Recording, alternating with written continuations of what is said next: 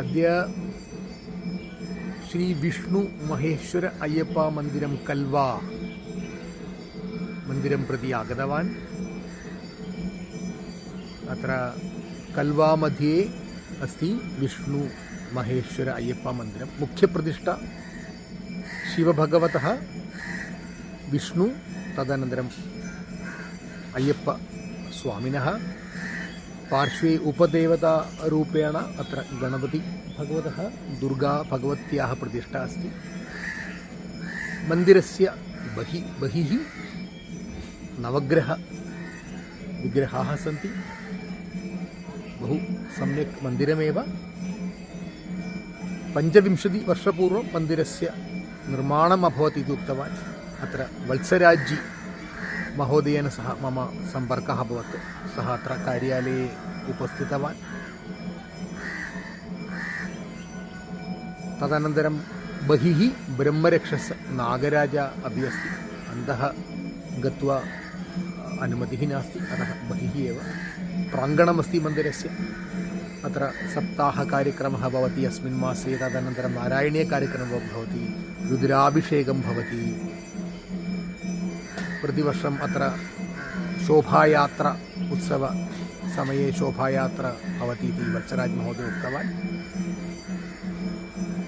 मन्दिरं तु 25 वर्षपूर्वम् एव निर्माणम् अभवत्, किन्तु 34 वर्षपूर्वम् अत्र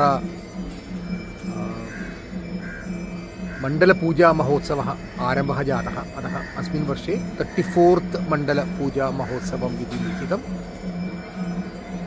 जनाः अत्र आगत्य प्रार्थनां कुर्वन्तः सन्ति। पूर्वं तु बहवः मलयाळीजनाः अत्र आसन्, इदानीं तु मलयाळीजनाः न्यूनमेव, किन्तु आन्ध्रातः, तमिळ्नाडुतः, अन्यस्थानात् जनाः अत्र निवसन्ति। ते आगत्य अत्र मन्दिरे पूजां कुर्वन्तः सन्ति।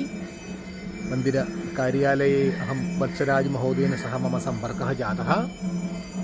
अत्र मन्दिरे मलयाळी केरळ विधि प्रकारम् अत्र पूजा कार्यं सर्वं ते कुर्वन्तः सन्ति।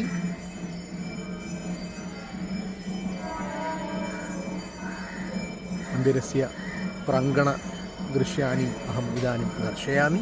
अत्र इदानीं पश्यतु, वाहनपूजा भवति। सम्यक् मन्दिरमेव।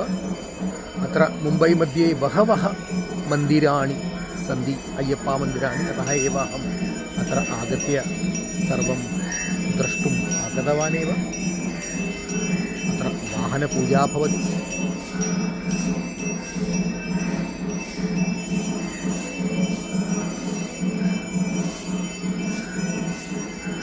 नारायणीयभक्तसमितिः अपि अस्ति। अत्र प्रतिमासं नारायणीयकार्यक्रमः भवति इति अपि मुख्य वत्सराज महोदयः उक्तवान् एव।